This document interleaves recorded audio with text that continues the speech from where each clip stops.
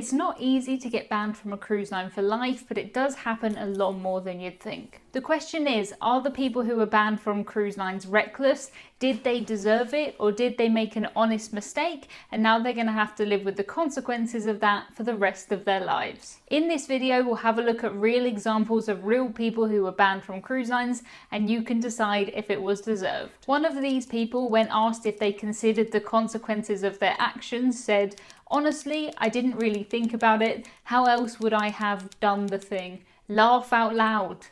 Laugh out loud. You might think that to be banned from a cruise line for life, you'd have to do something big. Maybe you'd have to punch somebody, maybe flip a table, but that isn't normally the case. In 2019, a woman was banned from ever cruising with Royal Caribbean again because of standing. Of course, there is more to the story than that. The place that she was standing was the issue. The main focus of every single cruise line is to keep the guests and the crew safe. It's more important to a cruise line that everybody is safe, above the fact that they are fed, above the fact that they're having fun. Safety is always the most important thing. The lady in question was cruising on board Allure of the Seas in 2019, and she was described by another passenger who saw what she did as an absolute idiot. I think I would agree. She climbed up onto the railing of the balcony and she had to have her hand up on the balcony above her to try and support herself because she wanted to have a photo taken. I think the fact that she had to have her hand on the balcony above to support her shows just how difficult it is to stand on a balcony railing, because they're not designed for that. The railings on balconies are normally sloped, they're usually slippery, and they're designed to be as unappealing as possible to anybody who may want to climb on them. On average, 25 people fall overboard from cruise ships every year, which you may think sounds like a lot, but when you take into account that around 30 million people cruise per year, 25 is a relatively small number. The majority of people who fall off cruise ships are doing something silly like this lady, or they intentionally jump off the ship. I don't think the word fall is ever the right word to use. You don't fall off cruise ships.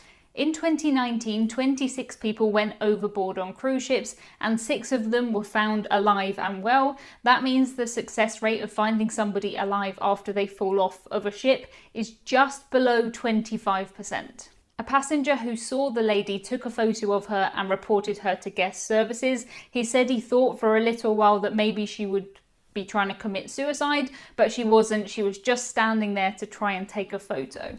Thankfully and amazingly, she didn't fall off the ship, but she was found by the crew, and the crew took her off the ship in the next port in Jamaica, and she had to find her own way home from there.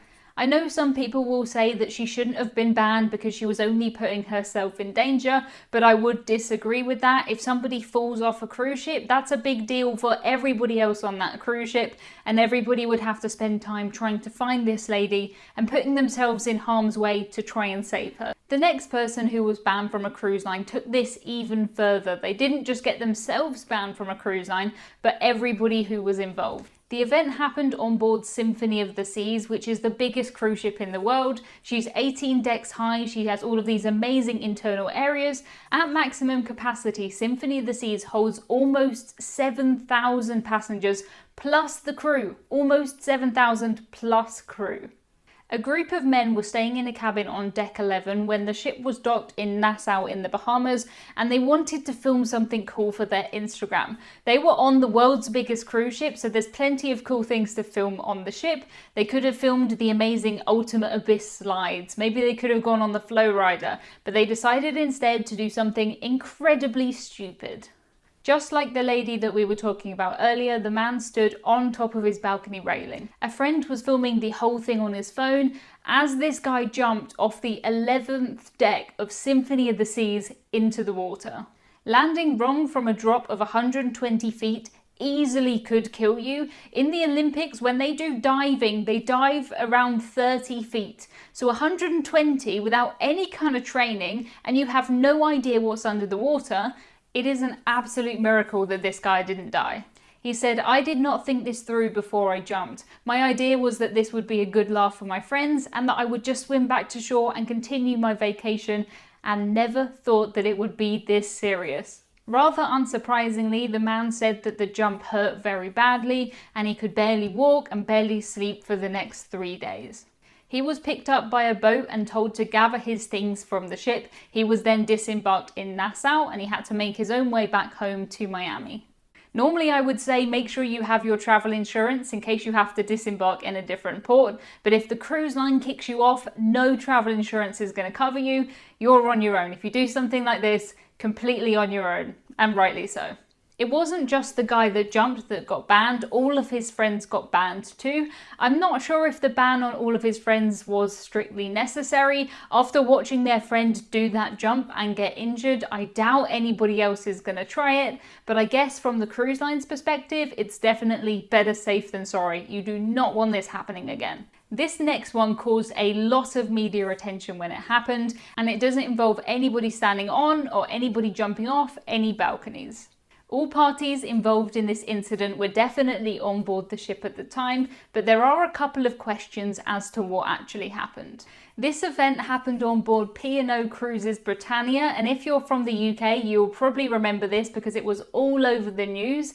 If you're from outside of the UK, you may have never heard of this before, and this is one of the weirdest and funniest cruise news stories I've ever heard, so I'm very excited to tell you about it. Britannia was sailing on a 7-night Norwegian fjord cruise at the time, and she was making her way back to Southampton in England. Officers on board made an emergency tannoy announcement at 2 a.m. for security to go to deck 16. It sounds like people, even if they weren't security, if they were just passengers, when they heard that security should go to deck 16, a lot of them went just to see what was happening. A couple of witnesses on board said that they were so frightened that they had to hide as these different family groups started to fight. The incident was described afterwards as a violent late-night brawl with blood everywhere, but that isn't the interesting part of the story. A witness that was part of one of the groups said that this whole thing happened when a passenger showed up dressed as a clown. P&O have strict no fancy dress policies. You cannot wear any kind of costumes on a P&O cruise,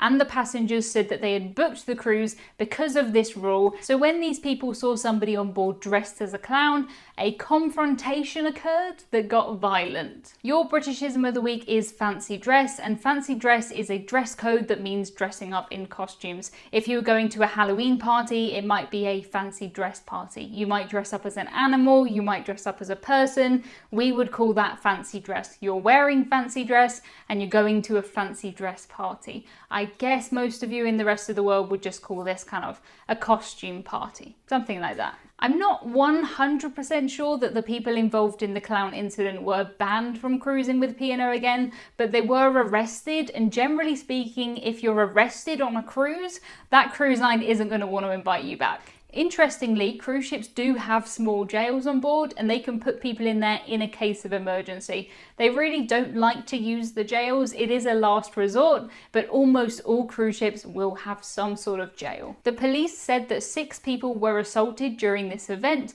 and a man aged 43 and a woman aged 41 were arrested. The police did also put out a statement that said that there is no information to suggest that a clown or anybody wearing fancy dress was involved in this incident. There are a lot of accounts online and a lot of witnesses who say that a clown was there, but we do not know if there was a clown involved in this fight. I think it's quite funny that the police had to come out and release a statement saying that they didn't know if a clown was involved in a fight, but you can make up your own mind if you think a clown was there or if it was just drunk people fighting in the buffet. Not every mistake you make on a cruise results in a lifetime ban. Some are just incredibly embarrassing. Watch this video next to find out the most embarrassing things that I've seen happen on a cruise, including a man who lost his swim shorts at an inconvenient time.